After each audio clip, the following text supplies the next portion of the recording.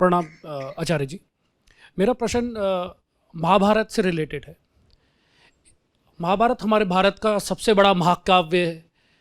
इसका एक उपभाग भगवत गीता जैसा ग्रंथ आ जाता है। इतने अच्छे सबक हम सीखते हैं, पर हमने हमेशा से देखा है बचपन से कि घरों में महाभारत का पाठ नहीं होता है, रामायण का पाठ होता है।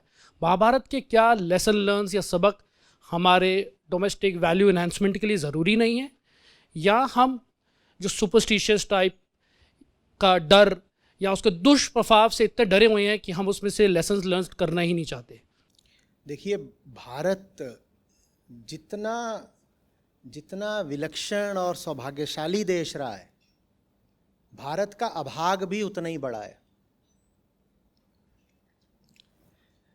जो ऊंची से ऊंची बातें हो सकती थीं वो भारत को बहुत जल्दी मिल गई, मिली पूरे विश्व को, पर बाद में मिली, कई बार भारत से ही मिली बाद में उनको। भारत को बहुत जल्दी मिल गई।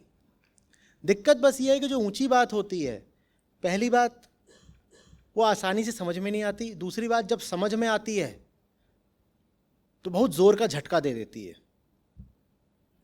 और वो ऊंची चीज आपके पास आ गई है और जल्दी आ गई है और आसानी से आ गई है, तो ज्यादातर लोग फिर क्या करेंगे? उस ऊंची चीज से वो क्या करेंगे? घबरा जाते हैं,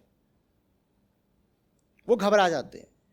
तो भारत में ही जो उच्चतम ग्रंथ हैं उनके विरुद्ध साजिशें भी रची गई। जहां वो उच्चतम ग्रंथ है ही नहीं, वहां साजिश की भी जरूरत नहीं है। आप सोचिए ना कि वेदांत भारत में है, पर दुनिया भर की उल्टी पुल्टी प्रथाएं भी भारत में, ये दोनों एक साथ कैसे हो गया? वेदांत भारत में है और सती प्रथा भी भारत में रही, ये कैसे हो पाया? वेदांत भी है और जाति प्रथा भी है, ये हो कैसे पाया? एक कहां वेदांत, कहां जाति प्रथा, ये साथ साथ कैसे चल गए? ये पूछिए तो अपने आप से। गीता कह रही है कि तुम मर भी गए युद्ध में तो फर्क क्या पड़ता है, और दूसरे भी मर गए तो फर्क क्या पड़ता है? न हन्यते हन्य माने शरीरे। और भारत युद्धों में एक के बाद एक हारता रहा, 1000 साल तक गुलाम बना रहा। ये हो कैसे गया? और भारत की सेनाएं ऐसी ऐसी सेनाओं से हारी जो बहुत छोटी थीं, बहुत छोटी छोटी सेनाओं से भी भारतीय सेनाएं हारती गईं। ये हो कैसे गया? गीता के रहते हुए भारतीय सेनाएं कैसे हारती गईं? जिस वेदांत में मूल सबक बोध का और जिज्ञासा का है, वो देश पाखंडी कैसे हो गया, अंधविश्वासी कैसे हो गया? लोग पूछते हैं, मैंने भी इस पर बहुत विचार किया, और जो बात मुझे समझ में आई है वो ये हो गई है कि भारत नीचे से नीचे गिरा ही ऊंचे से ऊंचे के विरोध में है। ऊंची बात ने हमको इतना डरा दिया कि उसके विरोध में हमने 100 तरह की नीची बातें पैदा कर ली। महाभारत घर आएगी तो महाभारत की भीष्म पर्व में बैठी हुई है भगवत गीता।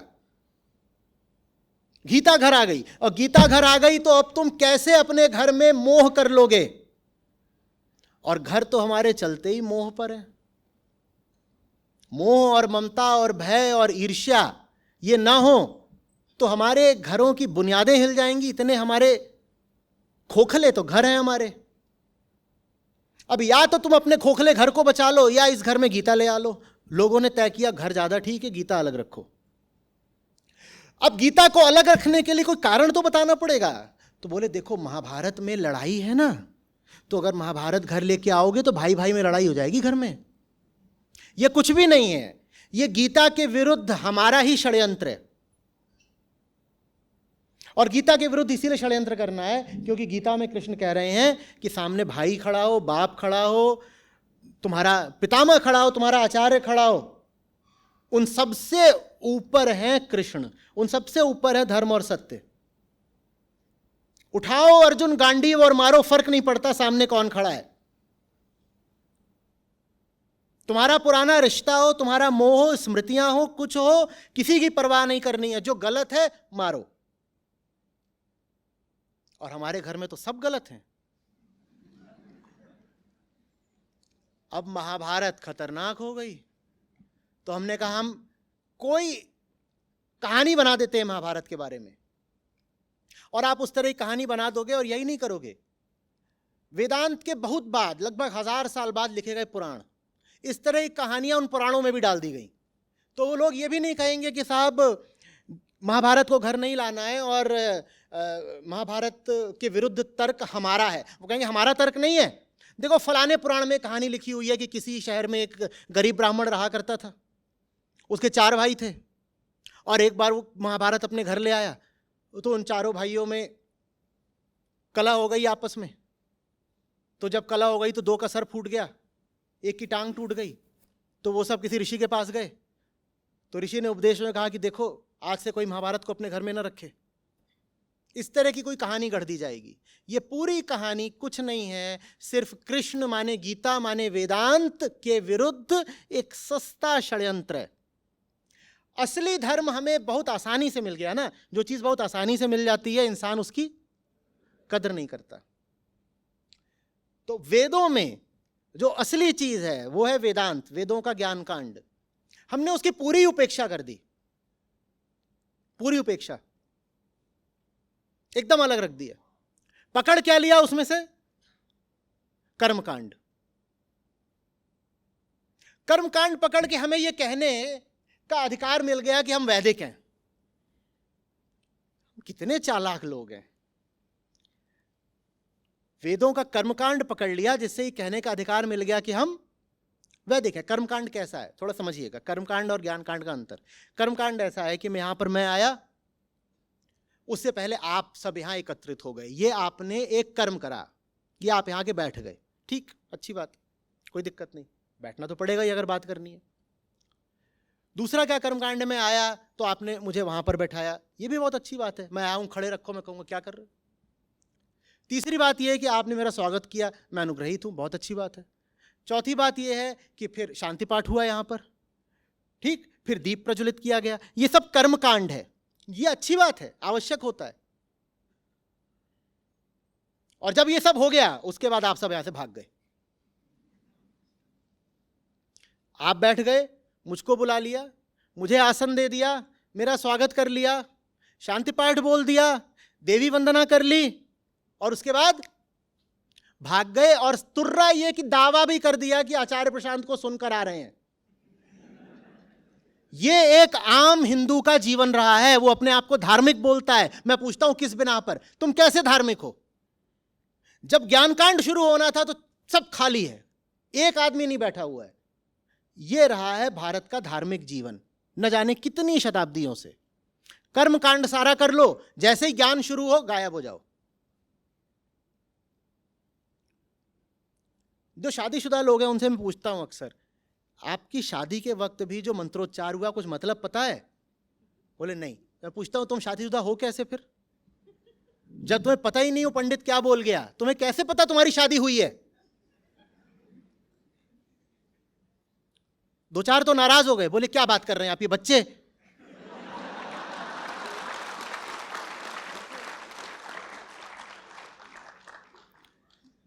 मैंने कहा बच्चे तो ठीक है, शादी से क्या लेना देना, लेकिन तुम ये बताओ, तुम्हें कुछ नहीं पता कि तुम 2 को खड़ा कर दिया और वो क्या बोल रहा था, तुम्हें यकीन कैसे आया कि तुम्हारा विवाह हो गया है? ये भारत का धार्मिक जीवन रहा है। हमें कुछ ज्ञान नहीं, हम जानने पे ही विश्वास नहीं रखते। हमारे लिए रस्म अदायगी, परंपराओं का निर्वाह ही बहुत है।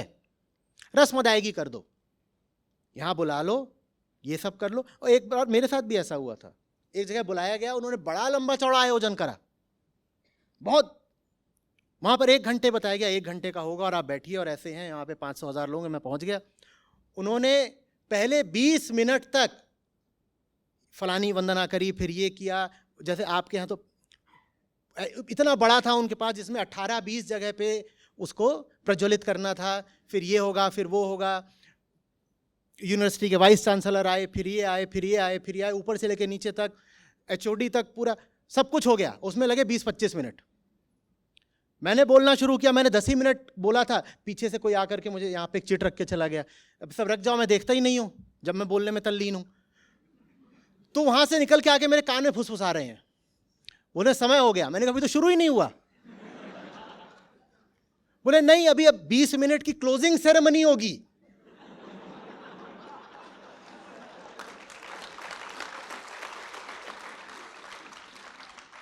उनका 10 मिनट पहले तो तुम्हारी ओपनिंग सेरेमनी खत्म हुई है। ये रहा है भारत का धार्मिक जीवन, जस्ट सेरेमोनियल, जस्ट सेरेमोनियल। बाहर बाहर बहुत कुछ, भीतर प्राण कुछ नहीं। लेकिन गुमान पूरा रहा है धार्मिकता का, दावा पूरा रहा है हमसे ज्यादा धार्मिक कोई नहीं। क्यों? ये तिलक देखो, ये शिखा देखो, ये जनेऊ देखो। तुम बताओ, जितनी चीजें धार्मिकता की होती हैं, जितने भी उनके बाह्य प्रतीक होते हैं, आउटर सिम्टम्स, वो सारे हमने धारण कर रखे हैं। भीतर क्या है? भीतर का क्या होता है? भीतर छोड़ो, भीतर हमारा परिवार है, दिल में प्रियतमा विराजती है, बड़ा बेटा नालायक है, उसको देंगे नहीं ज्यादा पैसा। भीतर ये सब चलता रहता है।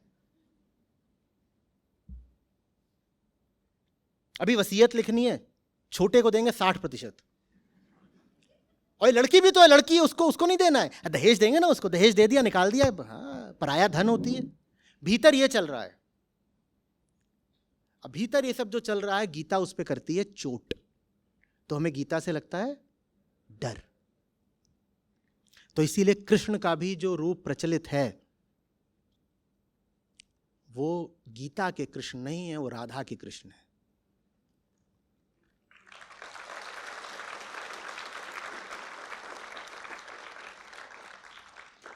गीता हमारे लिए डरावनी है और कान्हा का मक्खन हमारे लिए लुभावना है।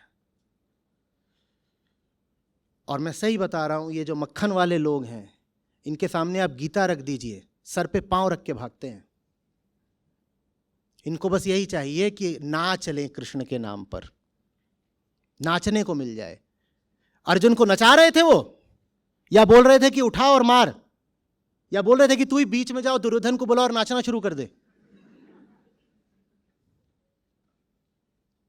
भाई महाभारत पढ़ी हो तो अर्जुन युद्ध से कुछ ही साल पहले नृत्य के शिक्षक थे, तो अर्जुन को तो आता भी था नाचना।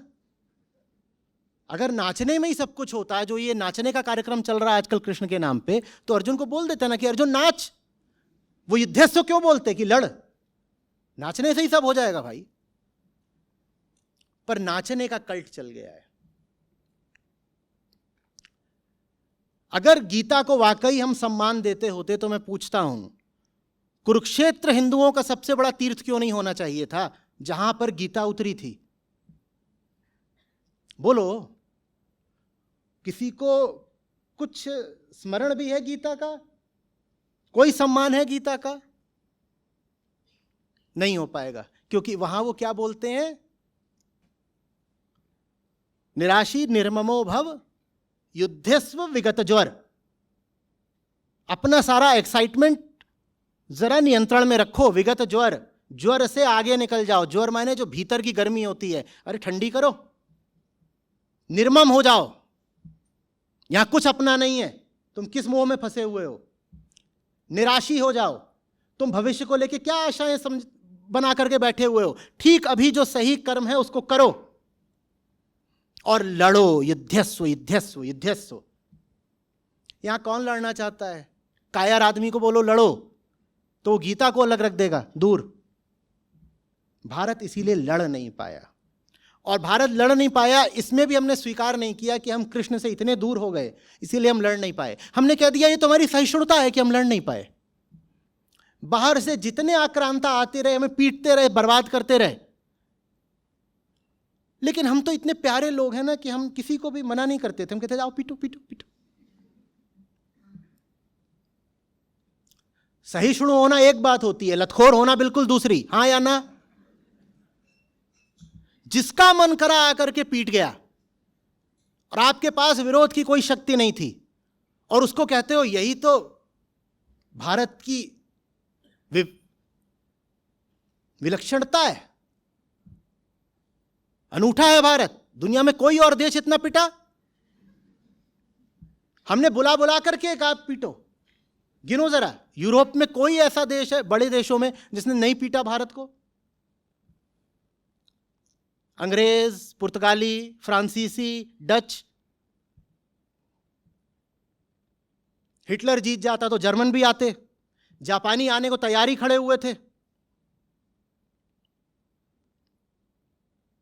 एशिया में आ जाओ, अरब, तुर्क, मंगोल, अफगानी,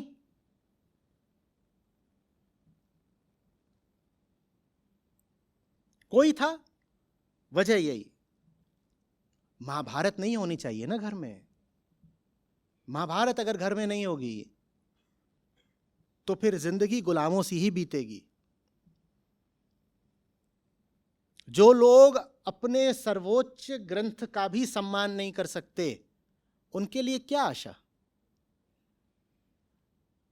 जिन लोगों ने यह मान्यता बना रखी हो, दुनिया में कोई ऐसे लोग हैं जिन्होंने कह रखा हो कि अपना ग्रंथ घर में रखना अशुभ होता है?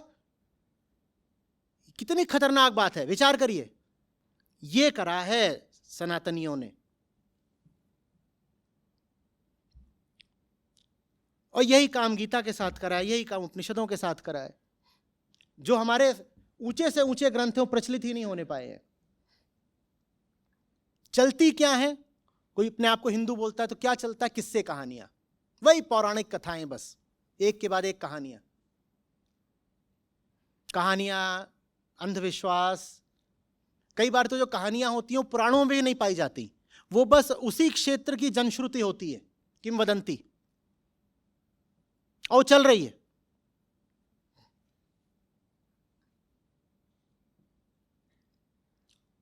मैं पूछता हूं, ऋभु का नाम कितनों को पता है? अष्टावक्र कितनों ने पढ़ा? नहीं पढ़ा। और कुछ मायनों में अष्टावक्र की गीता कृष्ण की गीता के समतुल्य ही नहीं है, ज्यादा शुद्ध है। और आप हिंदुस्तान का दुर्भाग्य देखिए,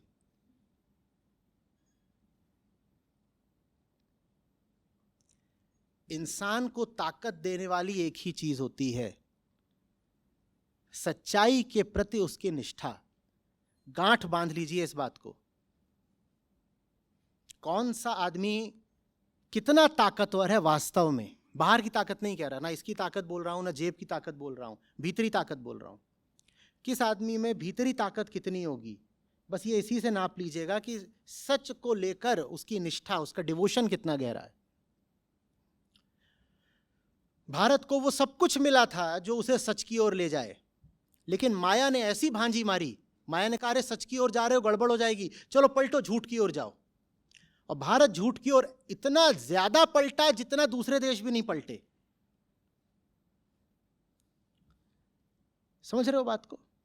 हाँ, ये हुआ हिंदुस्तान के साथ।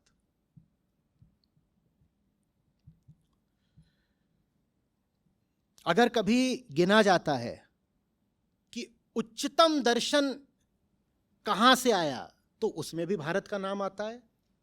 और जब पूछा जाता है कि निम्नतम कोटि के अंधविश्वास और प्रथाएं कहां रहे, उसमें भी भारत का ही नाम आता है।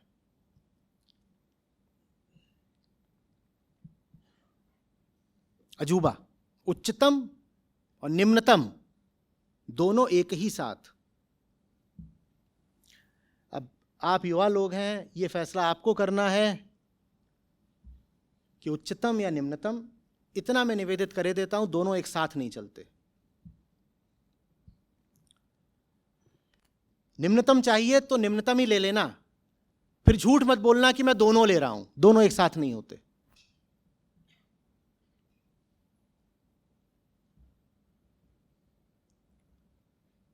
समझ में आ रही है बात? आज भी दुनिया भर में ह्यूमन राइट्स इंडेक्स हो, ह्यूमन डेवलपमेंट इंडेक्स हो, जेंडर एम्पावरमेंट मेजर हो, ये सब रिपोर्ट्स होती हैं। कुछ यूनाइटेड नेशंस की हैं, कुछ इंडिपेंडेंट एजेंसीज होती हैं, उनकी आती हैं। भारत का स्थान सबसे नीचे रहता है। मैं बार बार पूछता हूं, जहां पर उपनिषदों जैसा बोध हो, विजडम हो, वहां पर भारत ऐसा कैसे हो गया कि उसने अपनी महिलाओं के साथ इतना अत्याचार कर दिया? कैसे कर दिया?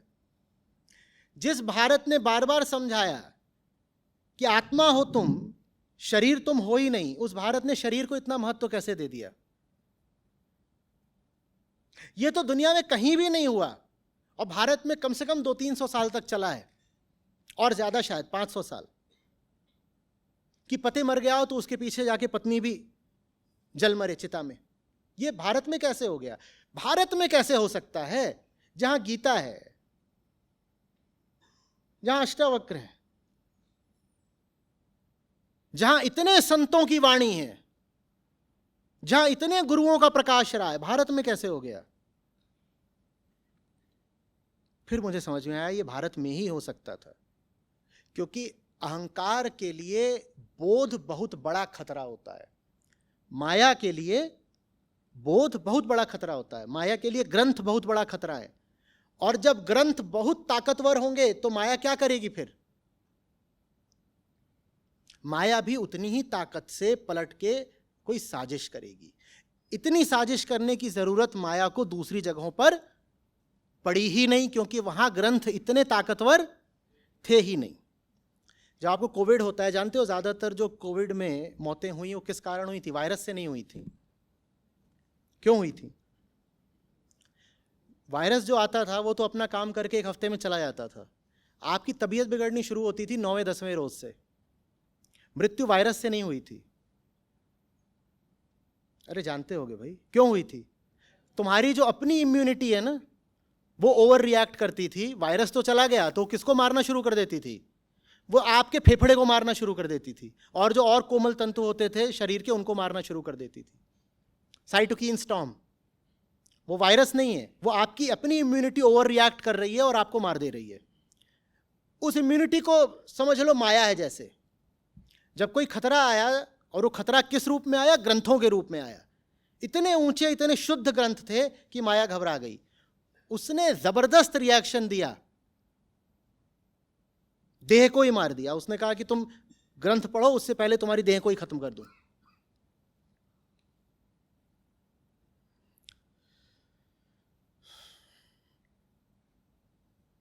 कहिए। प्रणाम आचार्य। आचार्य, मेरा क्वेश्चन ये है कि हमारे कर्म हमारे विचारों से नहीं मिलते बिल्कुल भी, चाहे वो आप किसी भी स्फीयर में ले लें लाइफ के। जैसे कि आज हम महिलाओं के सम्मान की बात करते हैं, उनके उत्थान की बात करते हैं, लेकिन हमारे विचार कुछ हैं लेकिन कर्म कुछ और हैं। हम आज कास्टिज्म या रिलीजियस जो मैटर हैं, डिस्प्यूट, उनको रिजोल्व करने की बात करते हैं, लेकिन साथ में ही हम अभी बात कर रहे हैं विचार हमारे कुछ और हैं, काफ़ी उज्ज्वलित हैं, प्रज्वलित हैं, लेकिन कुछ समय बाद क्या होगा कि हम भूल जाएंगे उन सबको। तो ऐसा क्यों होता है कि हम पता है कि हम ये गलत कर रहे हैं, सही कर रहे हैं, विचार हमारे अंदर खुद द्वंद्व होता है इस चीज़ का, लेकिन फिर भी हम उसको अप्लाई नहीं कर पाते, हमारे कर्म उन चीज़ से बिल्कुल मेल ही नहीं खाते। क्योंकि आप जिसको अपना विचार कह रहे हैं, उस विचार में दम होता नहीं है। वो विचार इतना ताकतवर, इतना सच्चा होता ही नहीं है कि आपकी जिंदगी बन पाए। ये हमारा भ्रम है जो हम सोचते हैं बहुत बार कि हम अपने विचारों पर चलते हैं। गौर से समझिएगा, आप अपने विचारों पर नहीं, अपनी वृत्तियों पर चलते हो। विचार तो वृत्ति और कर्म के बीच की एक बहुत हल्की सी चीज़ है। वृत्ति माने क्या? जो भीतर मूल टेंडेंसीज बैठी हैं। आपकी टेंडेंसी है आलस की, और आपका विचार है चुस्ती का। विचार है कि जीवन चुस्त फुर्त रहना चाहिए, और टेंडेंसी किसकी है? आलस की। वृत्ति आलस की है। आपको क्या लग रहा है, आपका कर्म आलस का रहेगा या स्फूर्ति का? कर्म 90% संभावना है कि आलस का ही रहेगा। हमें धोखा है अगर हम सोचते हैं कि हम सोच के कर लेंगे। आप सोच के नहीं करते हो। सोच के नीचे सोच की मां बैठी हुई है, उसको वृत्ति कहते हैं, हमसे वो करवाती है। अच्छा एक बात बताइए, अगर सोच इतनी ही महत्वपूर्ण चीज होती तो आपके विचार आपके कहने पर आते ना? आपके विचार क्या आपके कहने पर आते हैं या स्वयं आ जाते हैं? बैठे हो, कोई आ गया ना ख्याल, वो किसने भेजा? आपने तो बुलाया नहीं, तो भेजा किसने? वो वृत्ति ने भेजा। वृत्ति का हमें कुछ पता नहीं चलता, वो भीतर छुपी हुई है, वो हमारा जीवन संचालित करती है। और जब वृत्ति के विरुद्ध आप कोई विचार कर लेते हो तो उसमें कोई दम होता नहीं, वो आपकी जिंदगी नहीं बन पाएगा। फिर तो जीवन अगर बदलना हो तो फिर कैसे बदलता है? वो बदलता है जब आप अपनी टेंडेंसीज को नोट करना शुरू करते हो। मेरी टेंडेंसी क्या है? मेरी टेंडेंसी आलस की है, मेरी टेंडेंसी सो जाने की है, मेरी टेंडेंसी झूठ बोल देने या डर जाने की है। जब मैं पकड़ा जाता हूं तो मेरी टेंडेंसी ये नहीं है कि सीधे स्वीकार करूं कि मैंने गलती करी है। जब मैं पकड़ा जाता हूं तो मेरी टेंडेंसी बहाने बनाने की है। जो इस बात को पकड़ लेता है उसकी जिंदगी बदलती है। टेंडेंसी को पकड़ने से राइट एक्शन, सही कर्म का जन्म होता है। विचार से सही कर्म कर पाना मुश्किल बात है। सोच के नहीं कर पाओगे, ऑब्जर्वेशन से होगा। थॉट से नहीं होगा, ऑब्जर्वेशन से होगा। विचार से जिंदगी नहीं बदलती, आत्मज्ञान से बदलती है। उसी आत्मज्ञान के लिए बोल रहा हूं, आत्म अवलोकन माने ऑब्जर्वेशन। जो जानेगा कि मेरा जो इंटरनल सिस्टम है वो कैसे काम करता है, वो पाएगा कि उसका इंटरनल सिस्टम बदलने लग गया है। जिसको नहीं पता कि उसकी भीतरी व्यवस्था कैसे काम करती है, वो अपनी व्यवस्था का गुलाम बना रह जाएगा। विचार आप कुछ भी करते रहो। विचार हम कह रहे हैं बहुत हल्की चीज है, सोचने को कुछ भी सोच लो, बैठ जाओ सोचो। और जो आप सोचते भी हो जानबूझ करके, वो आप थोड़ी देर सोच पाओगे। वृत्ति इतनी ताकतवर होती है कि थोड़ी देर बाद वो आपके विचार भी बदल देगी। आप ही विचार करते हो ना, रात में 11 बजे सुबह 5 बजे उठना है। रात में 11 बजे किसने विचार करा था कि सुबह 5 बजे उठना है? बोलो जल्दी। और सुबह 5 बजे जब अलार्म बजा तो किसको विचार आया? गया विचार ही आया ना। तो 11 बजे वाला विचार 5 बजे बदल कैसे गया? क्योंकि 11 बजे वाला विचार हल्का था और 5 बजे वाला जो विचार है वो सीधे विचार की अम्मा से आ रहा था, वृत्ति से आ रहा था। उसमें जान होती है, वो जिंदगी बन जाता है। जगने का विचार हल्का और सोने का विचार गहरा। नतीजा हम सोए, मस्त सोए। आ रही बात समझ में? हाँ, सीधे वृत्ति पर आक्रमण करो। एक बार 2 बार देख लो कि हम ऐसे हैं कि 5 बजे अलार्म बजता है और सोते रह जाते हैं। तीसरी बार अपने आप को मौका मत दो। अगल बगल में किसी को बोल दो, दरवाजा भड़बड़ा देना, या दरवाजा खोल के सो, डंडा दे के सो। दरवाजा खोला है, डंडा मेरी तरफ से, नहीं उठूं तो पट से। और मैं कहा करता हूं बहुत जरूरी है, और जान गए हो कि भीतर आलस की वृत्ति है तो सो ही मत। नहीं सोएंगे क्योंकि पता है उठेंगे नहीं। जरूरी है भाई, नहीं सोएंगे, मर थोड़ी जाएंगे एक दिन नहीं सोए तो। समझ रहे हो बात को? स्पिरिचुअलिटी में, अध्यात्म में जो पूरा प्रोसेस है विजडम का, उसमें अपनी टेंडेंसी को पहचानना एक अहम बात होती है। पहचानना कि भीतर क्या है जो अलग अलग तरीकों से काम करता है, पर उसकी टेंडेंसी यही है। उस टेंडेंसी को अलग अलग लोग अलग अलग तरह के नाम देते हैं। कोई बोल देता है the tendency to self preserve, खुद को बचाने की इच्छा। कभी शरीर के रूप में खुद को बचाओ, कभी अपने आइडियाज़ को, ओपिनियंस को बचाओ, कभी अपनी बात कह दी है ये बचाओ कि गलत ना साबित हो नहीं पाए, कभी अपनी प्रतिष्ठा को बचाओ, कभी अपने संबंधों को, अपने रुपए पैसे को बचाओ। उसको ऐसे भी देख सकते हो, उसको तुम्हें जैसे भी देखना है, लेकिन ये याद रखो कि भीतर एक बैठी हुई है टेंडेंसी जिसने तुम्हारी अनुमति, तुम्हारी परमिशन नहीं ली है, लेकिन भीतर बैठी हुई है और वो वहाँ से बैठ के तुमको नचा रही है। वो तुम्हारी मालकिन बनी हुई है भीतर से, और तुम्हें गुलाम का जीवन नहीं जीना है। अगर नहीं जीना है तो ये जो भीतर मालिक बैठा हुआ है इससे आज़ाद हो जाओ। आज़ाद कैसे हो गया अगर उसको जानते ही नहीं? दुश्मन को जाने बिना कोई दुश्मन को मार सकता है? तो पहले उसको जानो, जानो, जानो। वॉच। बोलिए। सादरं प्रणमामि आचार्यः। मम नाम शालिनी। अहं संस्कृत विश्वविद्यालयतः यहाँ पे IIT मध्ये संस्कृत पाठयितुम् आगता अस्मि। मम एकः प्रश्नः अस्ति।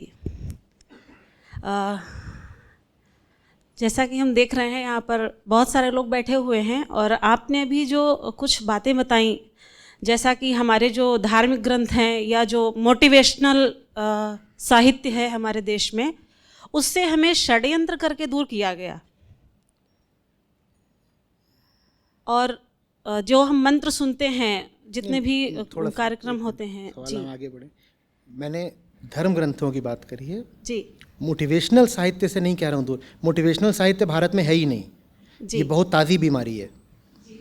ये अमेरिका से चली है और भारत में आई है। अमेरिका में भी इसकी ज़रूरत इसलिए पड़ी क्योंकि इंडस्ट्रियल रिवॉल्यूशन के बाद इस तरह की लाखों जॉब्स आ गईं जिसमें आप भीतर से उत्साहित अनुभव कर ही नहीं सकते हैं। आपको एक असेंबली लाइन पे खड़ा कर दिया गया है कि वो प्रोडक्ट आ रहा है, उसको पैकेट में डालो। यहाँ सामने से चीज़ें आ रही हैं, जूते आ रहे हैं, जूतों को कार्डबोर्ड में डालो। और ये एक आदमी की दिन भर की नौकरी है, असेंबली लाइन जॉब है, तो वो मरने लग जाता है 10 ही दिन में। तो फिर एक पूरी मोटिवेशन इंडस्ट्री खड़ी करनी पड़ी कैपिटलिस्ट्स को, ताकि लोगों से वो काम करवाए जा सकें जो करे जाने ही नहीं चाहिए। मोटिवेशन का कुल उद्देश्य ये है कि तुम वो काम भी बस करते रह जाओ किसी तरीके से जो तुम्हें करना ही नहीं चाहिए। अगर वो काम करने लायक होता वास्तव में तो तुम्हें क्या मोटिवेशन की ज़रूरत पड़ती? तो मोटिवेशन बहुत नई चीज़ है और इसका जन्म अमेरिका में हुआ है। भारत में अभी ये पिछले 20-40 साल में आई है। जी आचार्य, संस्कृत क्यों पढ़नी चाहिए? भाई मुझे तो पढ़ने की ज़रूरत इसलिए थी कि जो मुझे साहित्य पढ़ना है वो मूल रूप से संस्कृत में था, तो मुझे उसका अर्थ जानना है तो मुझे संस्कृत जाननी पड़ेगी। लेकिन जिन लोगों को थोड़ा भी अपने आप से प्रेम हो, जो थोड़ा भी आगे निकलना चाहते हों भीतरी तौर पर, उनके लिए अच्छा रहेगा कि उन्हें संस्कृत में कम से कम आरंभिक स्तर की प्रवीणता हो। और उतना मुश्किल नहीं है, क्योंकि अगर हम यहाँ रुड़की में हैं तो आप में से 80-90% लोगों ने स्कूल में थोड़ी तो संस्कृत पढ़ी होगी ना। तो उसके बाद अगर आप 1 साल बस संस्कृत को दे दें अभी आप अपनी अवस्था में, तो इतनी आ जाती है, उसको सरला भाषा बोलते हैं, इतनी आ जाती है आरंभिक स्तर की कि आप अर्थ करना शुरू कर देंगे। और उसका जो आनंद होता है वो दूसरा होता है। एक अन्य लाभ भी होता है उसका बहुत महत्वपूर्ण। गीता जैसे ग्रंथों का भ्रष्ट और विकृत अनुवाद बाजार में खूब फैला हुआ है। अगर आपको थोड़ी भी संस्कृत आती है तो आपको दिख जाएगा कि ये जो गलत अनुवाद है आपको फंसाने के लिए बताया जा रहा है, आप बच जाओगे। कई संस्थाएं हैं जो बहुत बड़ी हो गई हैं, इंटरनेशनल बिल्कुल, वो चल ही गीता के एकदम विकृत अर्थों पर रही हैं। और वो इसलिए चल पा रही हैं क्योंकि आम आदमी को संस्कृत बिल्कुल नहीं आती। तो अगर आप थोड़ी भी संस्कृत सीख लेंगे तो कम से कम उस तरह के षड्यंत्र से बच जाएंगे जहां आपको आपके ही ग्रंथों का गलत अर्थ बताया जा रहा हो। बताइए।